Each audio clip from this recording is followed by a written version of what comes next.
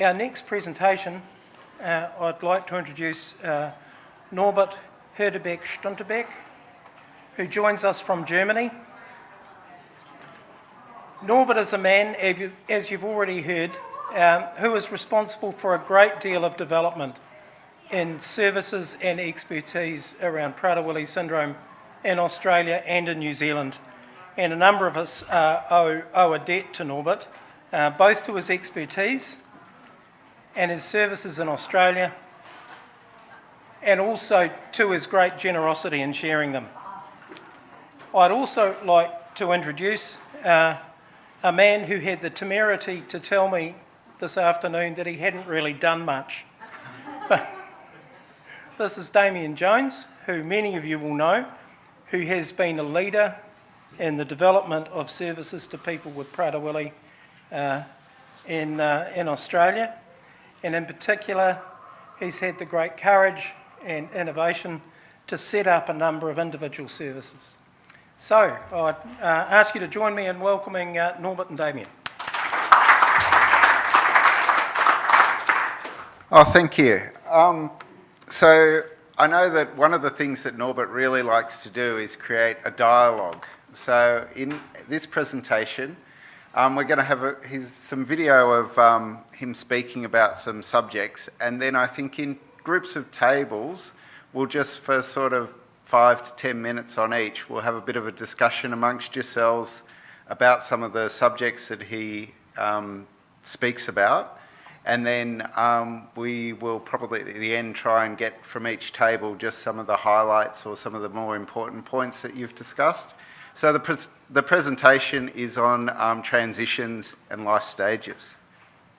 So let's see if the video works. Damien and I decide to do this session in 2 parts, presentation and discussion. And because I cannot be in Australia, I do the presentation, give some inputs, and after this there is always the chance to do the discussion together with Damien about the content.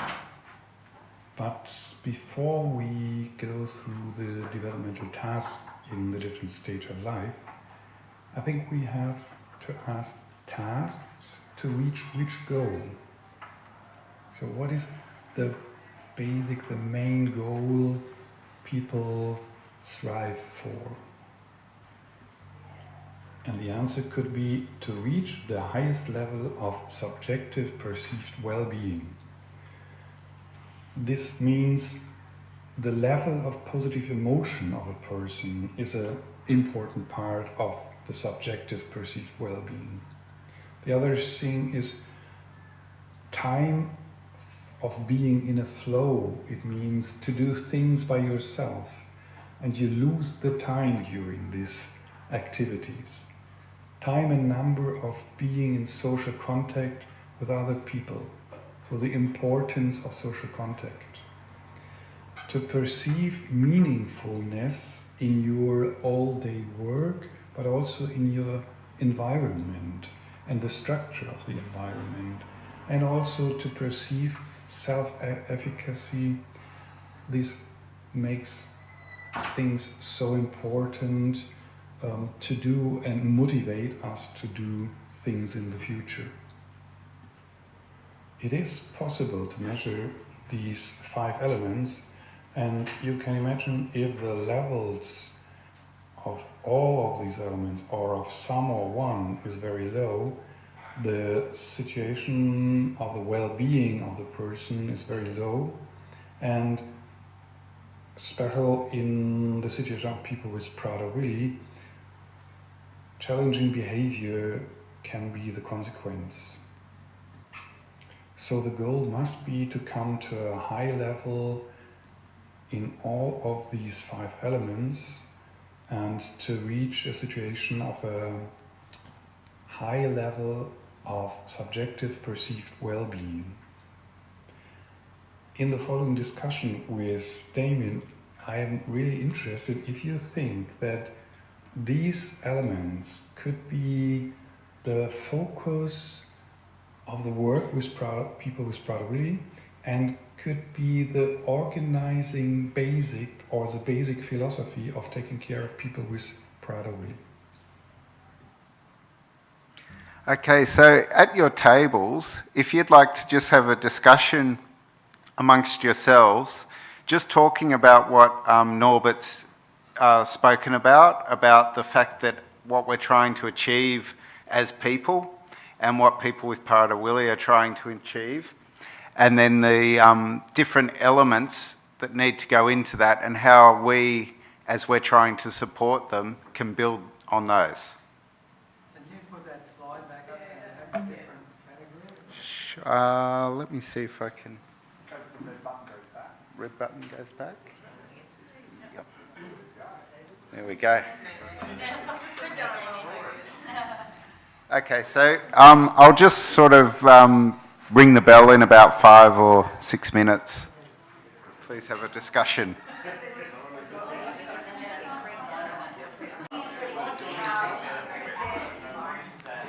Okay.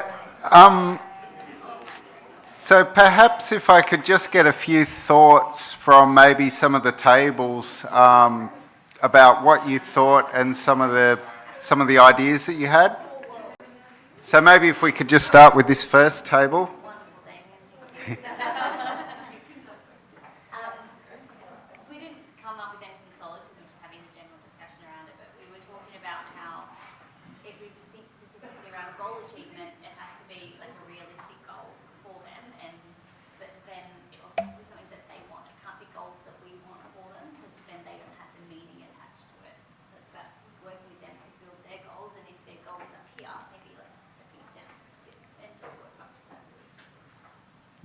Okay, yes, definitely, because I think part of the point is that as humans, we're all trying to build like a life goal or life goals, and they don't always go the way that we plan, as we find. And that's true for us, but it's also true for people with Prader-Willi. It's the same. There's building, and sometimes things don't go as well. What about the next table? Did you have anything to add to the discussion? Well, I mean, we wrote down a couple of things about positive feelings in terms of, we see the most positive feelings coming from when they've received positive feedback for any sort of thing they've done.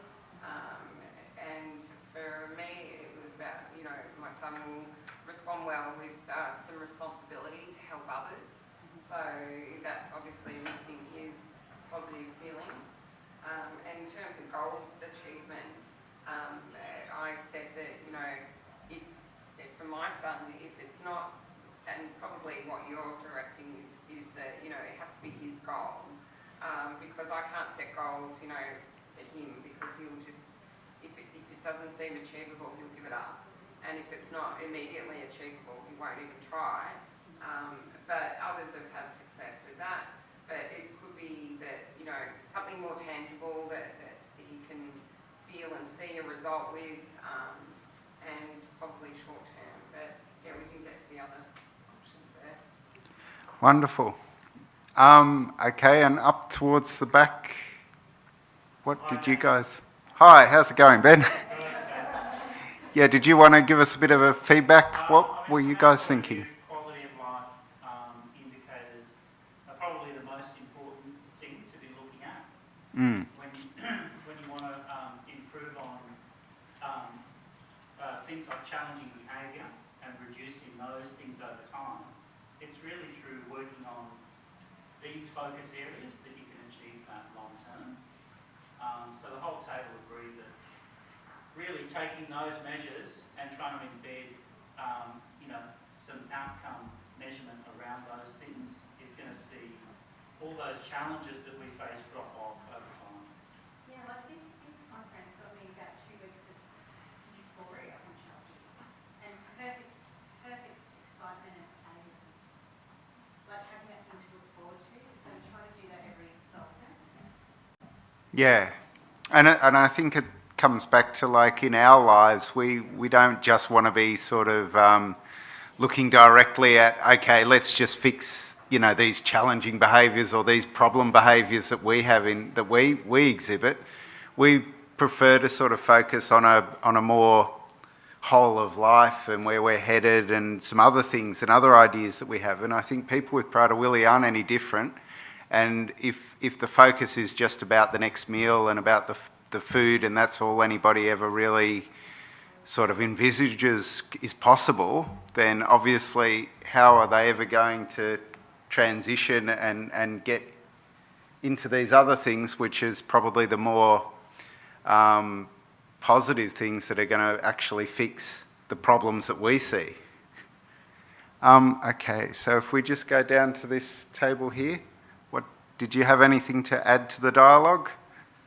We touched on it around social relationships and experiencing meaningfulness, in particular around like creating purposeful activities and in order to be a part of the communities and having a bit more of that quality of life and connection to their communities.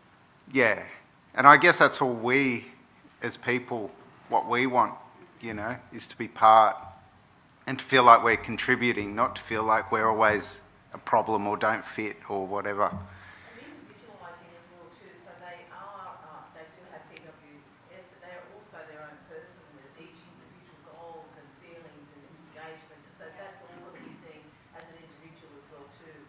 Because not everybody's going to want to do all the same things. Yeah. Understanding that. And what is engaging? It can be small. Yeah. It doesn't have to be huge. It can be, how you're going to be eating that day, or you're going to go for a walk and you're going to do 30 minutes, or you're going to do 40. So maybe that's not the goal. So everything's achievable. It doesn't have to be this huge. It can be a day to day, or it can be over a period of time as well too. But they're very individualised. Yeah, definitely. Not everybody wants to make candles and sell them and have their own business, and not everybody else wants to sort of do swimming or whatever, you know, like it's all, everybody's got their own way of feeling part of society and feeling like they're achieving. And what about down the front here? Anything to add? I think we came to a lot of the same conclusions, and I think we agreed that well-being was all about relationships for most of the people we knew with Prader-Willi.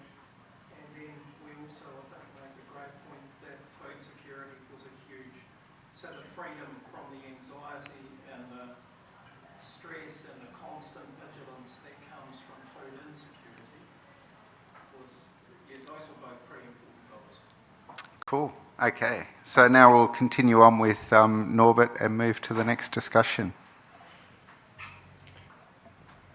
Hope your discussion was interesting. So we go on, and in the following we focus on some pedagogical and psychological tasks and special features in the stages of life of people with Prader-Willi. We know that these are only some parts, and there are many other psychological, physiological aspects which are important. And we talk about the time from 0 to 10, from 10 to 16, from 16 and during adulthood, and about aging. So what are the special features in PWS before and after birth? The prenatal malnutrition, we know that this situation exists. Does the child anything register about this? And what are the effects after the birth? And not being able to suckle after birth. Is there a starving in the first few hours or the first days? And what happens with the child about this? The tube feeding, is there an appropriate amount of food? Is there too much or too less? And what is the influence on the child? And in the intensive care unit, it is a special situation. And what is the influence on the child? And there is no physical contact by breastfeeding because of the situation of these feeding in intensive care. There is no eye contact in the situation of breastfeeding because it's not possible. And reduced chance of building emotional bonds. And the question is, what is the result of this or the consequence? And is there a basic security? Special features in childhood are the lack or less movements do not produce an effect. So if you do not move, you build no effect, and that do not motivate the child to do new movements and learn by this. At the age of 0 to 2 years, the brain is adapted and is waiting, you can say is waiting to processing different impressions of an object or person through movements in space by rubbing, crawling or running. This stimulation and development of the brain is reduced by the motor development delay. The main developmental task in the second part of this period from 0 to 10 is to overcome the egocentrism. I think all of you know what it means. So to see the world only from your perspective, or there are no needs other than mine. And if we do not overcome the egocentrism, to be in social relationships, it will be very hard.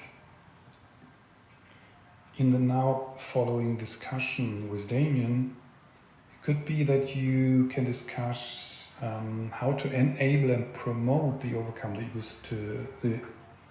the egocentrism and change of perspective in cognitive areas or in emotional area.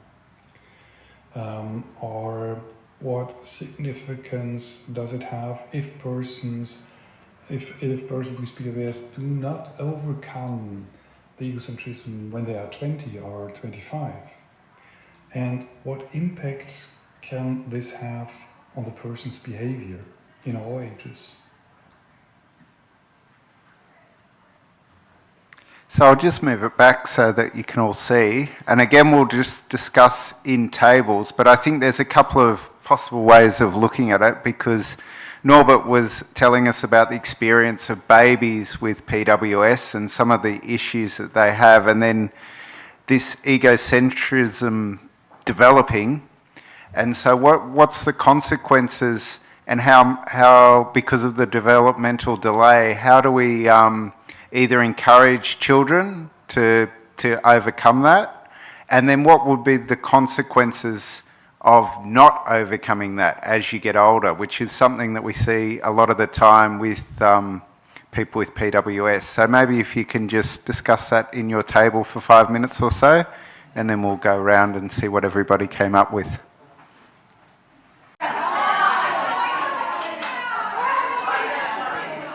Okay. So this time we've been asked if I just take the microphone around to each table. So maybe I'll start with this table. Who wanted to give us some idea of the discussion here?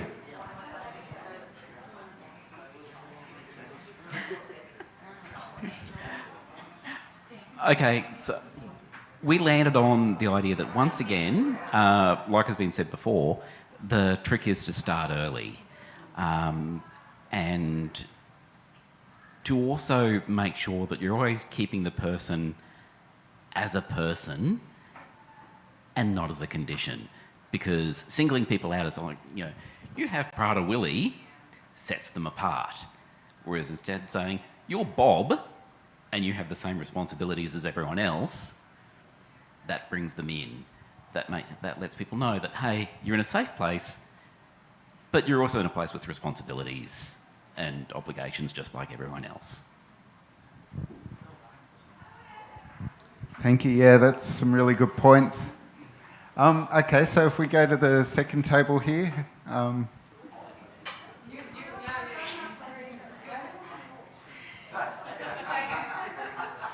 I was just talking about how we can use TV shows, movies and stories to be able to reflect on how other people might be feeling, because that gives us a step away from it and not focused on the individual, but gives us a learning opportunity, and the importance of reflection as well. So once the heat's died out of a situation, being able to reflect on it and learn. And you guys had some other things about it. No, that was pretty good. Great. Okay, so maybe if we go down the back, who wanted to? Spokesperson? I already spoke. Okay. Phil? Go,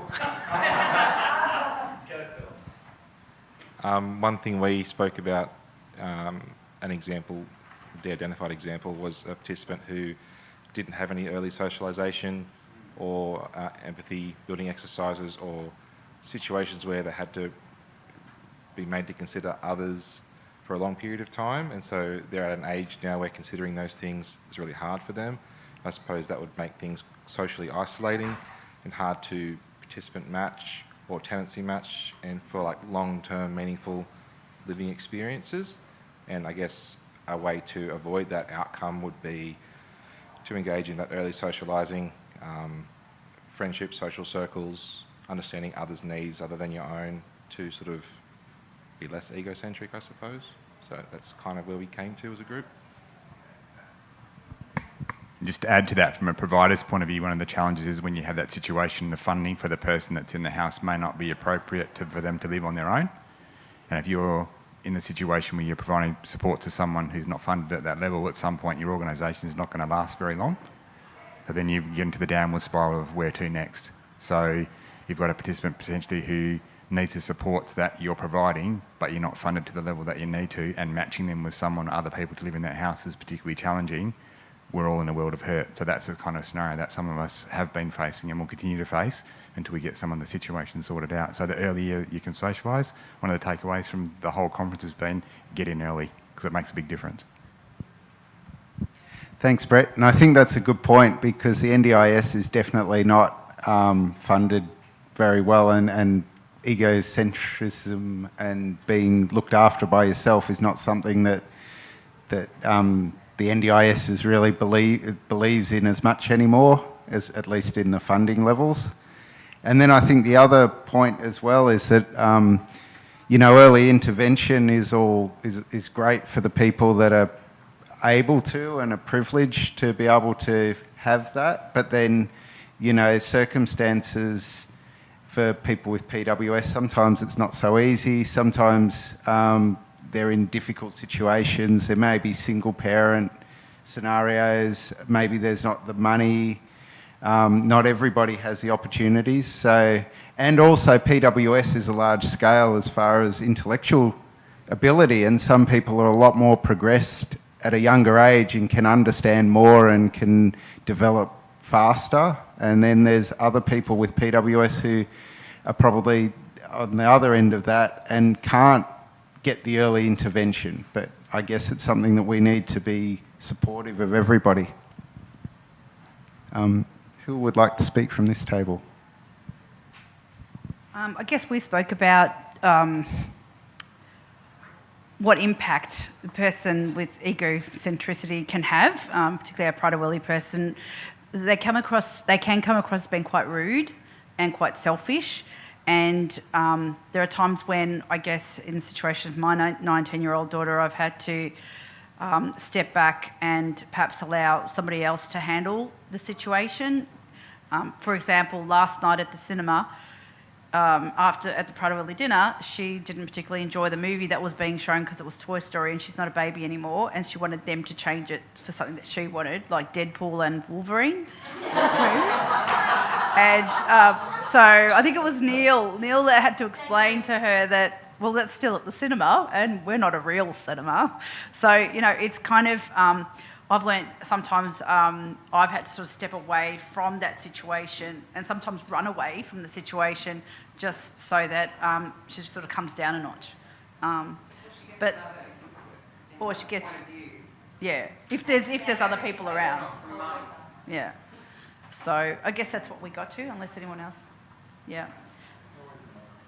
Yeah, and also helping them to problem solve. Allowing them to find their own result. Another example was that we went to Nike, Rebel, for example, and she found a T-shirt that was too small a size for her, And because we were on a bit of a time frame, I agreed to buy it for her. And then we sort of got out of there, and I returned it the next day when she wasn't there. But the same colour, same everything, but just a different size that actually fits her. So it's allowing them, you know, when you've got more time, to come to those conclusions and realisations themselves. So there come some of the things here. And then preparation and consideration, discussion of others' feelings. So going back on that, you know, decision making. Something that I've learned is that if it's really important and it has to get done, like medicine or something like that, I have to give it to someone else. Because I'm the opposing person. I'm the one that she's designated to say no to. And so if it's really important, I have to give it, palm it off to someone else to do. And then it always gets done because she just has a different relationship with them, and the answer's more likely to be yes. Reminds me a bit of what Rosemary was saying before, when, you know, they're really great for the school or whatever, and then they come home and that's sort of like you're the one that they can, this is where I'm safe to sort of, yeah. Yeah.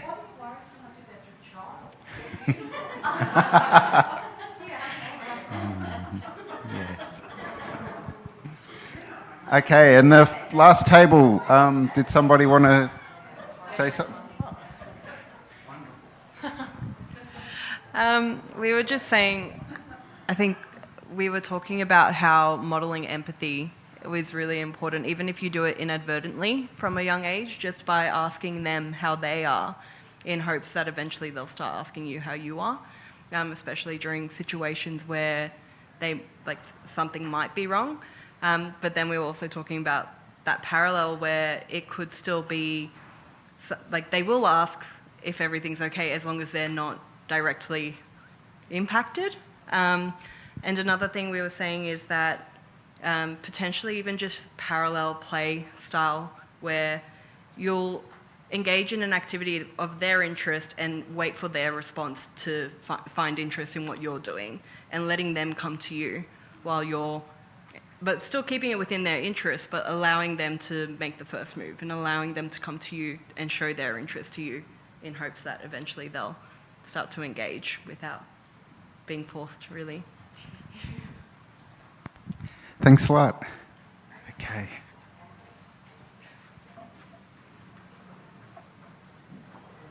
I'm sure you have had an interesting discussion about the first part. So we can go on to the age of 10 to 16. And there's one main task in this time: to build up your own identity or personality.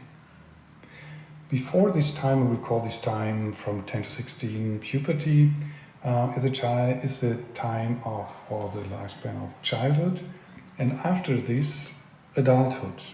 What are the characteristics of both things, before and after puberty? The time of the childhood, in this time the person is really dependent on the primary or secondary environment, like family or kindergarten. And decisions are made by others. External control, little or no personal responsibility. It is easy for the child, but it gives them no chance to develop their own personality, but it is not the time to do this. And the characteristic of this childhood is external determination. And then the time after puberty, the adulthood, we expect that people or adult people have developmented a recognizable personality, be able to take responsibility for themselves, and be able to take responsibility for others, for a family, for children or others, and can make decisions.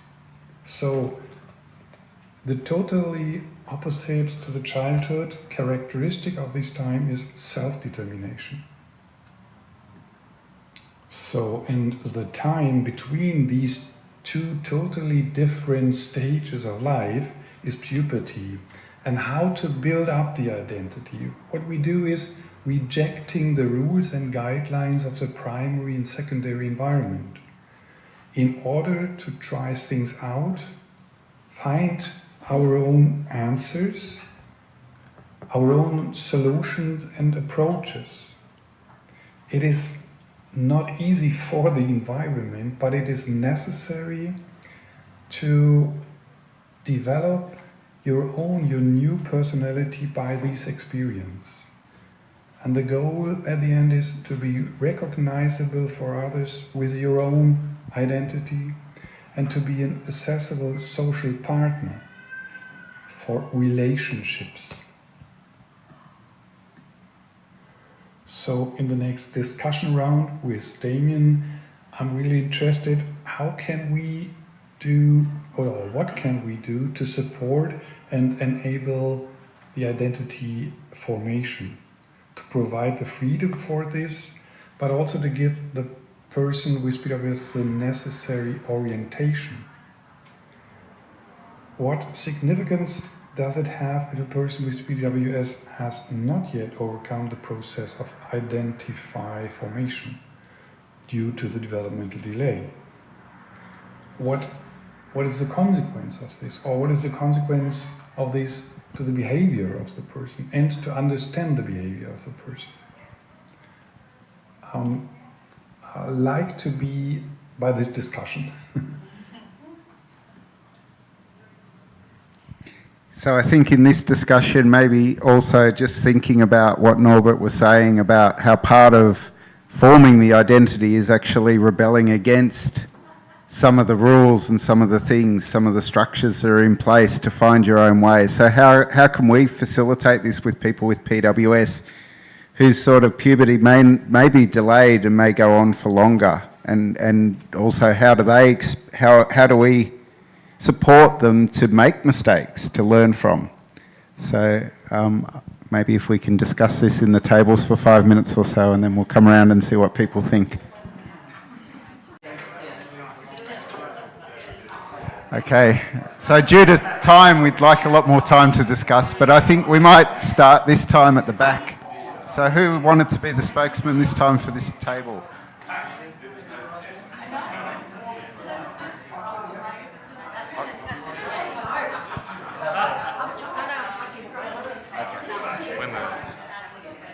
Hello.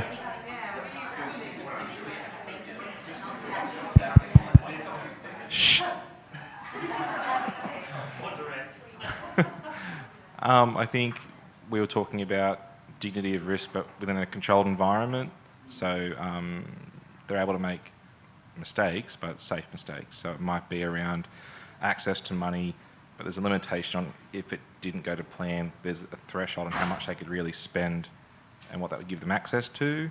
You could like limit financial vulnerability, other things, so that it's a safer space to skill build and explore that.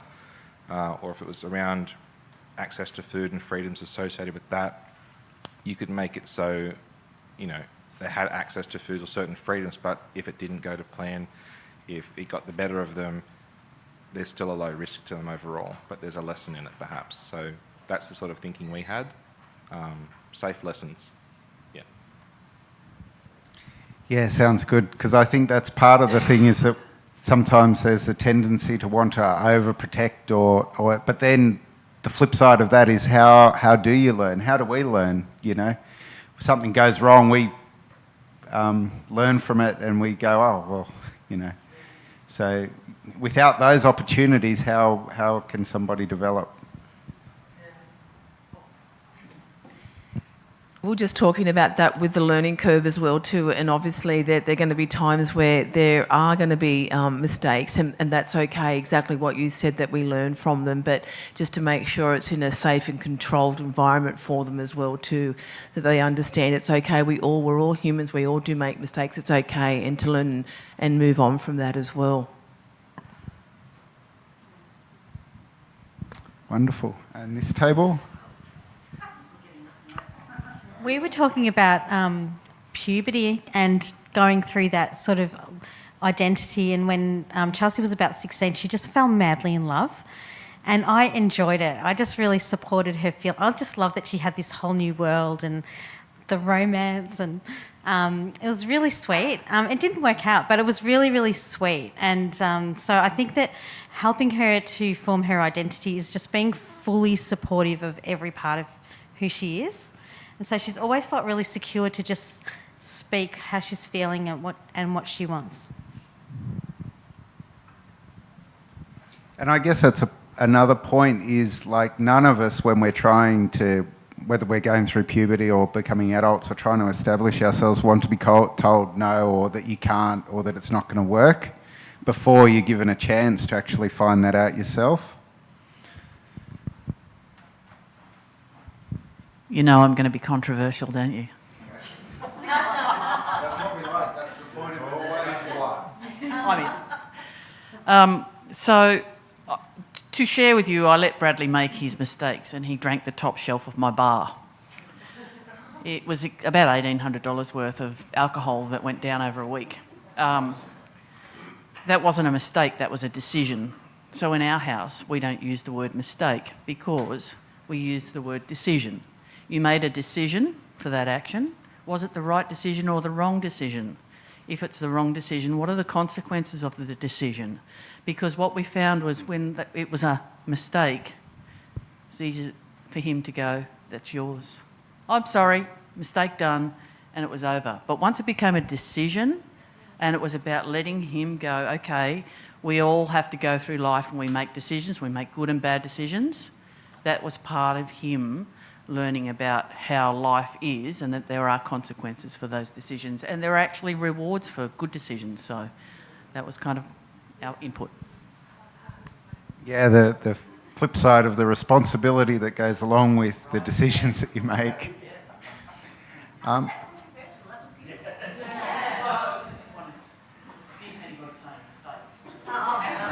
Who'd like to speak from this table? I just swore, sorry.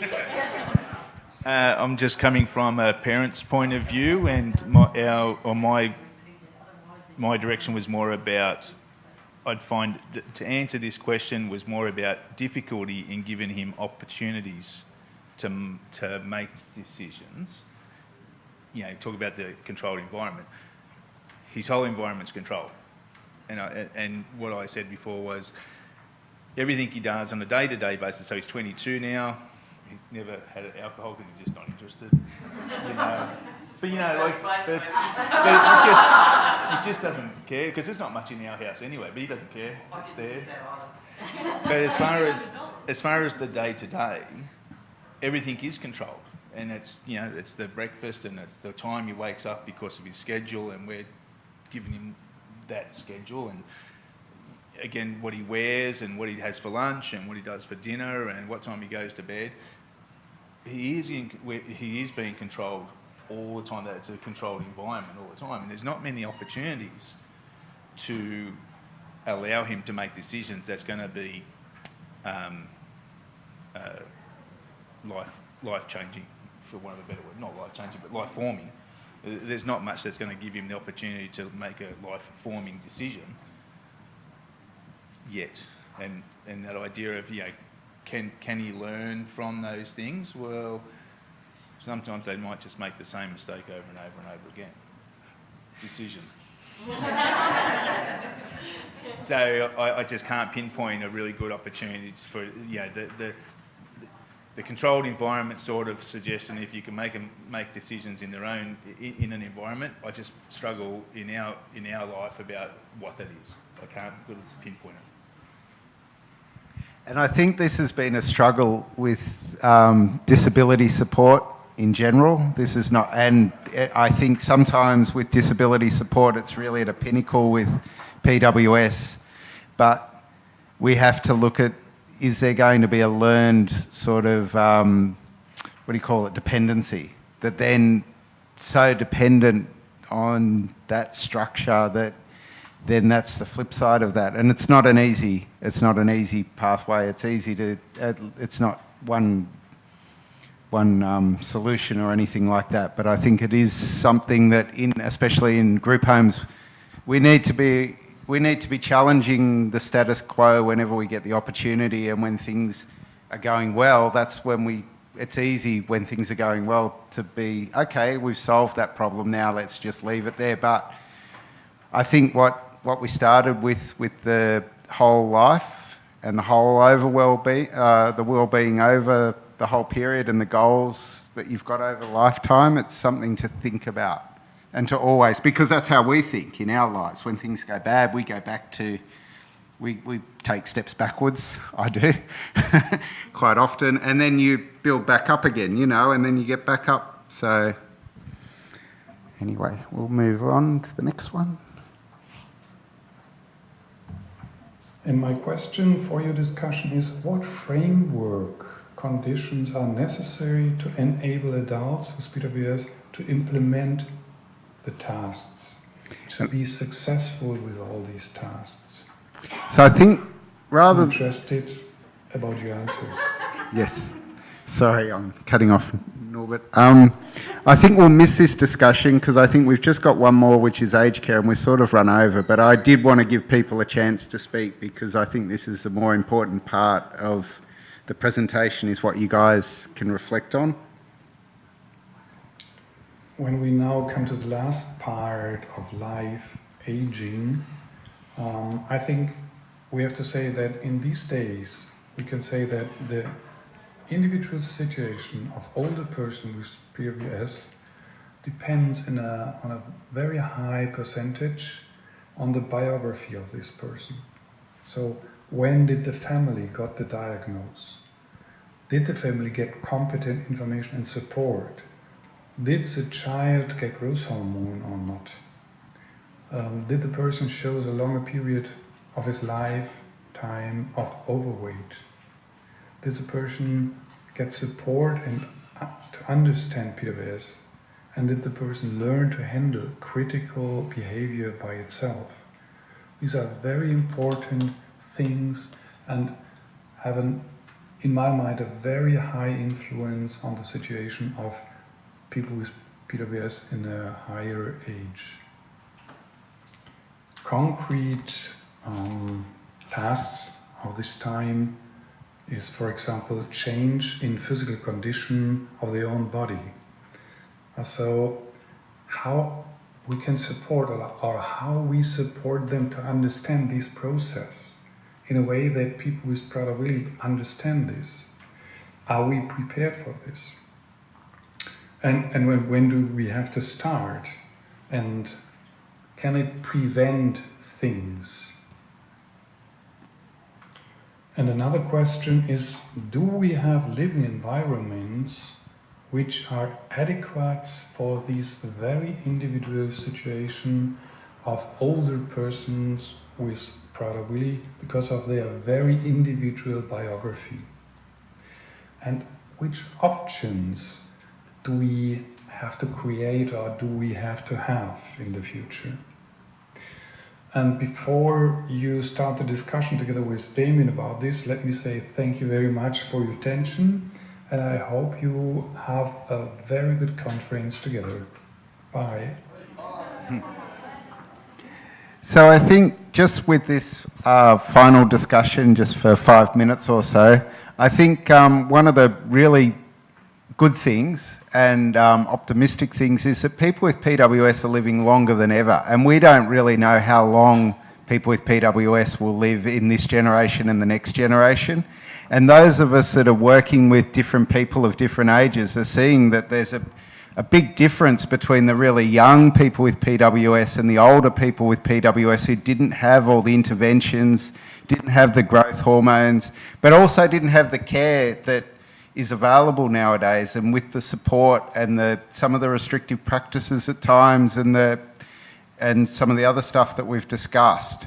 So people are living now with PWS longer than ever, and so now we have to think about some of these questions about what type of solutions, what type of options do we need, because people with PWS in an aged care scenario isn't always the most preferable way. So, but how can we do that? And also at what time? When do we have to start thinking about this? Because we know that people with PWS arguably you know, definitely with the older generations age quicker, but who knows about the younger ones? So maybe if we just spend 5 minutes discussing that.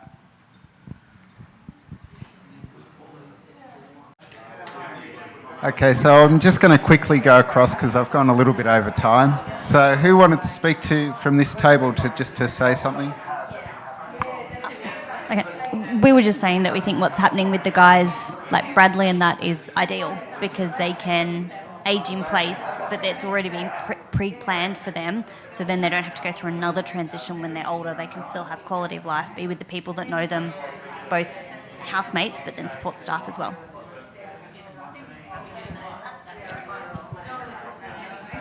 Wonderful. So I think the point there was like some of the group homes now being built, purpose-built, and already having the facilities ready so that when people do age, they can stay and can age in those homes with, you know, level access and all the rest of it. Okay, and this table, who wanted to say something?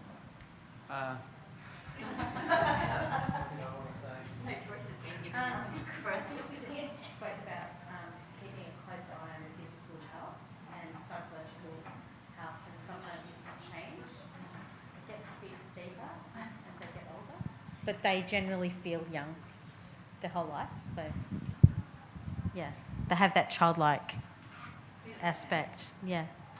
Sorry? Peter Pan. Yeah, that's right. They have a lot of self-confidence, and I love that. But I think it doesn't necessarily always go away as well. So that's good. Thank you. Yes, and I guess, like as we're saying, like the generations are changing, and a lot of the older ones do come across as very young and now, but who knows what the future will be? Because really the sky's the limit now with people with PWS and yes.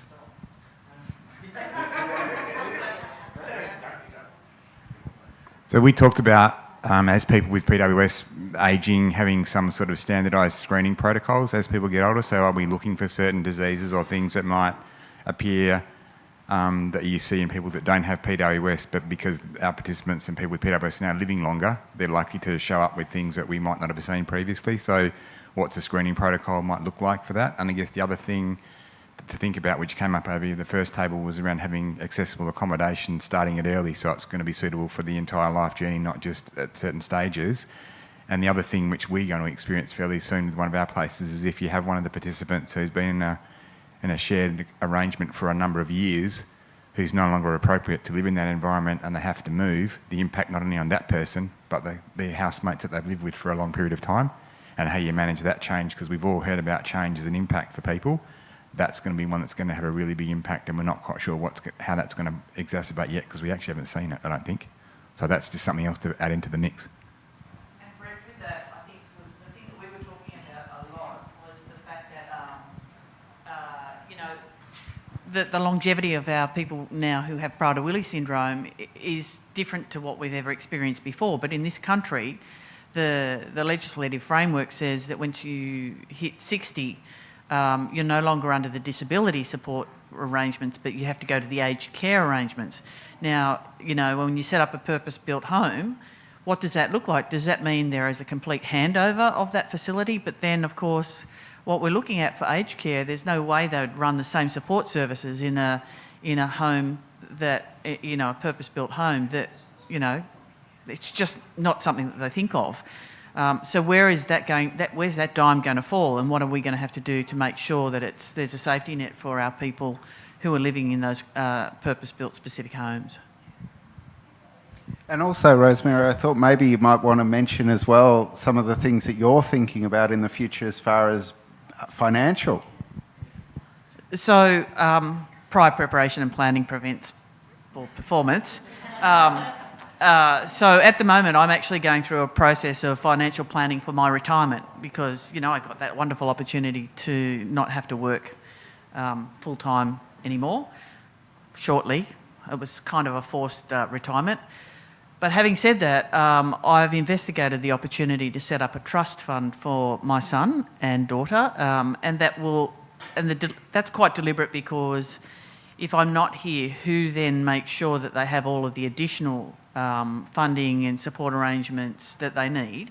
Because the pension doesn't cover it, all of the allowances, the funding arrangements don't cover it. Nothing covers everything that they need. So there is a financial contribution from me anyway. So what I'm looking at is how do we create that trust fund without impacting their pensions and their ongoing support. So my mission in the next 12 months is to go through that process, set it up, but actually write some plans of how to set it up for the future for other people. Yeah. Yeah, and I think, because when you mentioned that, I thought, because we all know that the system for that is not great, and parents are still the decision makers under NDIS a lot of the time, and these are things that need to be thought about and need to be planned, and especially that now people with PWS are they're expected to outlive their parents and to survive a lot longer, and these are things we have to consider now as a sort of sector. Anyway, thank you all for sort of doing my presentation for me. That was great. And it was great to have you all as part of the dialogue.